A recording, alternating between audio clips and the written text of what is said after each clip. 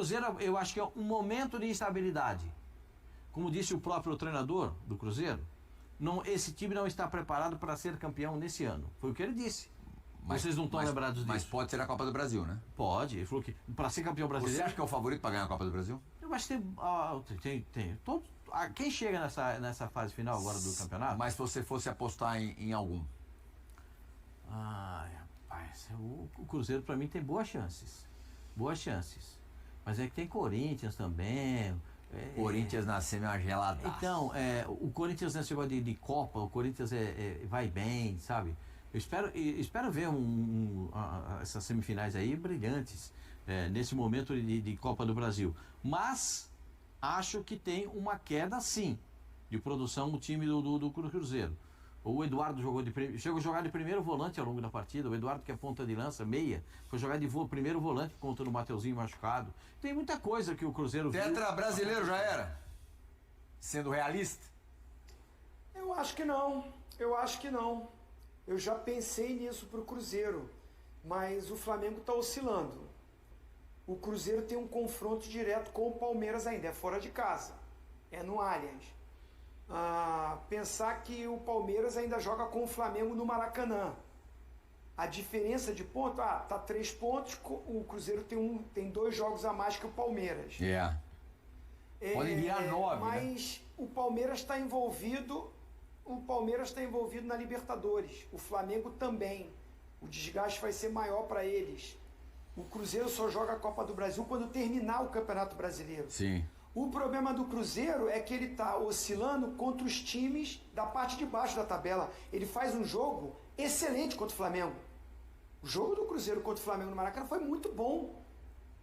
Foi um jogo muito parelho e olha que teve momentos que o Cruzeiro foi superior. Eu, analisando o jogo, foi um jogo muito taco a taco. Mesmo o Flamengo jogando em casa e o Cruzeiro teve chances para ganhar o jogo. Aí ele perde para o Vasco. Foi fora de casa, mas um time que quer ser campeão não pode perder ponto para as equipes que estão lá embaixo na tabela.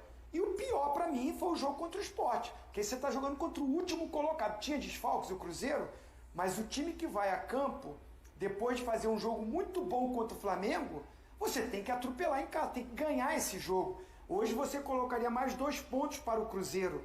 Ele estaria com 54 pontos. Ali, emboladinho. Com um jogo a mais, mas emboladinho. E com confronto direto contra o líder. Então, tem muita coisa para acontecer, Prial. Eu não coloco totalmente fora. Não é o favorito, porque o Palmeiras está num momento muito bom, não está oscilando. O Flamengo tem o melhor elenco, oscila, mas tem o melhor elenco. Mas dizer que o Cruzeiro está totalmente fora, não falo isso hoje. Você pega 72 mil pessoas no Maracanã na quinta-feira à noite, segura o Flamengo, poderia até ter vencido, uma descarga física e emocional gigantesca para ir 3 dias, tudo bem, é o esporte. O Mineirão lotadaço. Mas lotadaço, Mineirão, saindo gente pelo ladrão. É difícil administrar isso também, né, Zé? Plihá, vou falar uma coisa que eu falo já há um bom tempo. É um privilégio do jogador de futebol, e ele tem a possibilidade de escrever história toda quarta e todo domingo. Tinha que arrepiar o esporte. Lógico. Eu empato contra o Flamengo, 72 mil contra o esporte, eu tenho que atropelar. 50 mil pessoas no Mineirão, eu vou atropelar o esporte. E o Léo Jardim ainda fez o moral. O Léo Jardim ainda fez o alerta no vestiário, né? De nada vai valer esse empate se a gente não ganhar o jogo domingo, e não ganhou o jogo domingo. Quase perdeu o jogo domingo. É que assim, eu acho que nós temos... Não, e pensar, desculpa, vai lá, Bobozinho. E pensar que o Flamengo perdeu o jogo na rodada. Porque o Flamengo empata com o Cruzeiro em casa e perde para o Bahia. Então ia ficar coladinho com o Flamengo.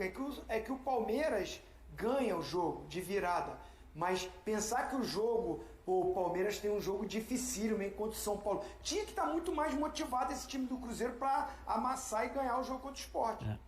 E eu acho assim também, Piral, você ao longo do campeonato você vai mostrando as suas armas. O Flamengo tem as dele, o Palmeiras tem a dele, o Cruzeiro tem as dele, que são os 3 times que estão ali na ponta.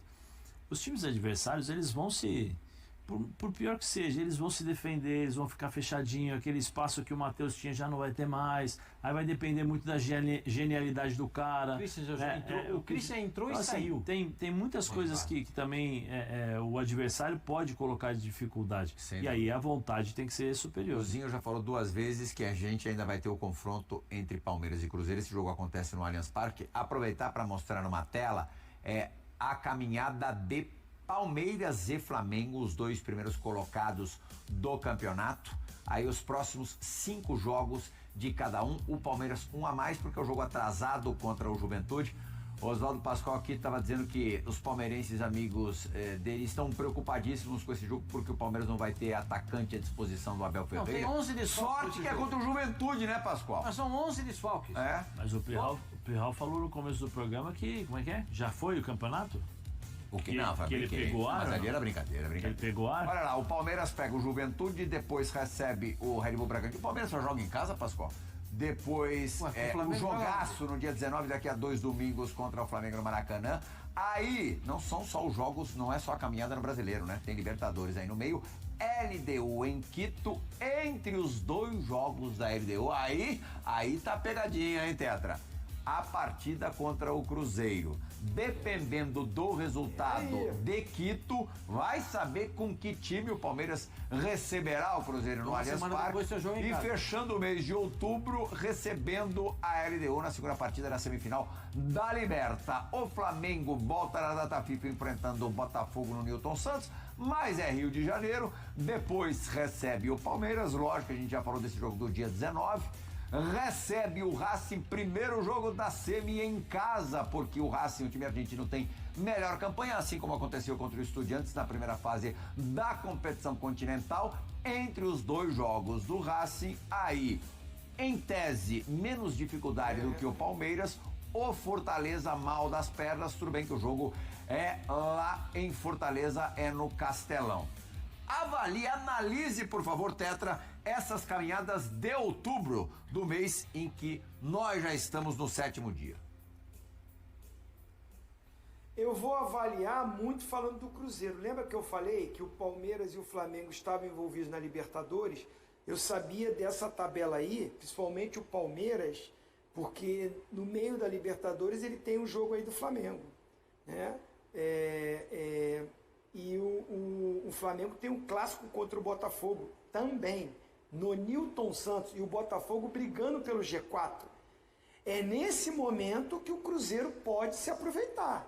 Claro, com a competência que tem Flamengo e Palmeiras, com os excelentes times que eles têm, com o elenco que eles têm, com os treinadores, com a torcida, com tudo, eles são favoritos até para ganhar os seus jogos. Mas são jogos, diferentemente do que o Pascoal pensa, o Flamengo para mim é melhor, mas não é incomparável. O Flamengo é melhor, mas nesses jogos, pelo desgaste, pela Libertadores... O Cruzeiro, não, só para te falar, para até endossar o teu comentário. Nesse tempo, o Cruzeiro vai ter um clássico, o clássico, né, no caso contra o Atlético Mineiro, e depois recebe o Fortaleza. No final de semana de Flamengo e Palmeiras, o Cruzeiro recebe o Fortaleza. Continue. Então o que eu quero dizer é isso.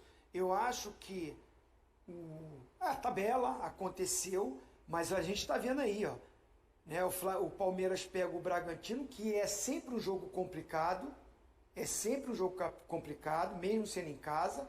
Depois ele pega o Flamengo fora de casa, pega a LDU fora de casa, tem viagem longa, por mais que tenha voo fretado, é uma viagem longa para Quito, né? E na volta ele pega o Cruzeiro, que é o clássico, que é o jogo do que o Pascoal não gosta que eu fale, dos 6 pontos. Então, e o Flamengo a mesma coisa lá. Tem o Botafogo, que é um clássico, tem o Palmeiras e tem o Racing. Você não tem como não ter que mesclar em alguns jogos desses. Você vai mesclar na Libertadores, na semifinal? Não vai. Você vai ter que fazer no Brasileirão. O Cruzeiro, nesse momento, dependendo do que aconteça, pode encurtar a distância e o campeonato ficar mais acirrado ali entre os 3. Cruzeiro a 3 jogos que não vence, são 2 empates e 1 derrota. O aproveitamento nesse recorte pequenininho, embora seja pequeno, é preocupante, 22,2%. Mais do que preocupante, eu acho que é pro cruzeirense, pro torcedor lamentar, porque são pontos que não voltam mais. E se o Palmeiras vencer os 2 jogos, né, a menos que tem em relação ao Cruzeiro, já era. Não dá mais para pegar o Palmeiras, portanto não dá mais para ser campeão. Esse último jogo do Cruzeiro eu vi contra o Sport. O comportamento, o Cruzeiro buscou o ataque o tempo todo e se abriu para o contra-ataque da equipe do Sport. E o Sport foi muito feliz ao longo da partida, né? O time do Sport teve muita competência na marcação, teve um time que buscou realmente todas as jogadas ofensivas sempre no contra-ataque, e no contra-ataque acabou saindo o gol da equipe do Sport e muda completamente a trajetória. São 2 bolas seguidas. Bola do Gabigol, né? São 2 bolas seguidas na trave, uma na travessão e outra na trave, ainda no primeiro tempo. São lances do primeiro tempo. E aí é o gol que você vai ver do Derek, ó. O Derek sai do campo de defesa. Eu vou falar pra você a minha impressão. O goleiro do Cruzeiro demorou pra sair. Cássio. Demorou e ficou indeciso quando... Demorou pra sair. E demorando pra sair, o Derek avançou e botou a bola pra dentro do gol. O Derek tem um segundo gol anotado, que foi invalidado pela arbitragem depois. Aí esse lance aí. Tetra, olha esse lance, Tetra. Coisa maravilhosa. Olha o tapa do Derek. Pegou no travessão. Pegou muito embaixo da bola, pegou no travessão. O Cruzeiro não fez um jogo ruim contra o Sport, mas pegou um adversário que estava preparadaço para o contra-ataque. E aí, na base do contra-ataque, conseguiu fazer. Bateu tudo desajeitado o Gabriel, né Zé? Olha o corpo do Gabriel na batida. E a bola desviou, né? Ainda pegou no pé, bateu de pé direito. A bola desviou, senão não tenho minhas dúvidas. Direitinha, né? Direitinha dele é meio mortinha, né? Mas fez o gol. E aí o Barleta ainda perdeu esse aí, ó. A bola veio muito forte, a bola do jogo. A bola veio muito forte. O Barleta não ia conseguir pegar. O Cariús deu uma raquetada. O Cariús entrou, deu uma trombada de cabeça, já botou uma toquinha. E aí seguiu no jogo. Deu essa raquetada ali fora da área e o Barleta vem fechando em diagonal, tenta fazer o gol, a bola sobe. Eu acho que é uma instabilidade que passa o time do Cruzeiro. Porque senão você vai falar assim, mas o Matheus está jogando, o Matheus joga demais. E jogou bem de novo. Jogou bem de novo. O Matheus joga demais. Não tinha o centroavante. Mateuzinho machucou de novo, né? Machucou. Costela, né? Quando ele caiu, foi um lance com o Derek também. Fraturou costela, vai ficar mais um tempão de Ele foi tirar a bola do Derek e quando ele vai tirar a bola do Derek, ele cai no pé do Derek. O Derek ainda torce o tornozelo porque ele bateu a costela no pé do jogador. E na velocidade acabou se lesionando. As chances de título do Cruzeiro desabaram depois do empate com o Sport. Já calculou as chances nesse momento em 8,5% para ser campeão brasileiro. E eu afirmo que não foi só por causa do jogo com o Sport, mas de jogos como o que ele teve domingo, que o Cruzeiro dificilmente vai ser campeão brasileiro. Explico. O Cruzeiro tem um desempenho absurdo contra os melhores times do campeonato. Ninguém se equipara ao Cruzeiro, por exemplo, quando você analisa o desempenho contra times do G8. O Cruzeiro não perdeu nenhum jogo contra os 8 primeiros colocados do Campeonato Brasileiro. Então o Cruzeiro, se o campeonato fosse só contra os 8 primeiros colocados, seria o campeão. Mas o campeonato tem 20 clubes. E quando enfrenta times da parte de baixo, o Cruzeiro misteriosamente não vai tão bem. Ele perdeu 8 pontos. 8 pontos em casa. Contra Sport, empatou. Contra Ceará, perdeu. E contra Santos, perdeu de virada no primeiro turno, em casa. E o que tem em comum nesses 3 jogos? O Cruzeiro cria muito volume, cria muita chance no primeiro tempo, não mata o jogo e deixa times muito mais fracos aprontarem para cima dele. A gente pode especular razões táticas para isso. O Cruzeiro é um time muito bom em contra-ataque, ou seja, quando ele enfrenta times mais fortes, que atacam mais ele, naturalmente esses times deixam mais espaço e o Cruzeiro castiga essas equipes. Essa pode ser uma explicação, mas eu prefiro outra, que é o nível de concentração do Cruzeiro. Eu acho que o Cruzeiro, quando enfrenta esses times mais parrudos, ele entra com a faca nos dentes, especialmente contra esses times da parte de cima mesmo, os grandões do campeonato. E quando ele enfrenta times na condição de favorito, jogando em casa, eu acho que ele dá uma relaxada. E ele perde gols, ele acha que ele vai ganhar o jogo a qualquer momento, e ele se esquece que ele está numa briga para título contra times mais fortes do que ele. Flamengo e Palmeiras são times mais fortes. Então, quando ele enfrenta os times da parte de baixo, eu acho que ele dá uma relaxada, natural, subconsciente, e deixa de fazer aquilo que ele faz tão bem. Então é por isso que, nesse momento, o Cruzeiro, fazendo um campeonato muito acima das expectativas, dificilmente será o campeão, porque ele é, em 2025, o Robin Hood do futebol brasileiro.